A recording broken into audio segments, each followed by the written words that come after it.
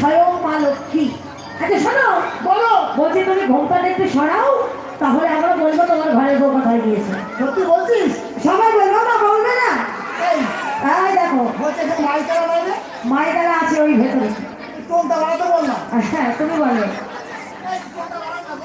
বাড়ান না গো, বাড়ান আবার না গো। আচ্ছা বলছি তুমি নাকি খুব সুন্দর। হ্যাঁ তাই এরকম তোমার বাবা বলো বলো। আমি কি শুনতে জানিস? তাহলে শুনবি? বলো। এত সুন্দর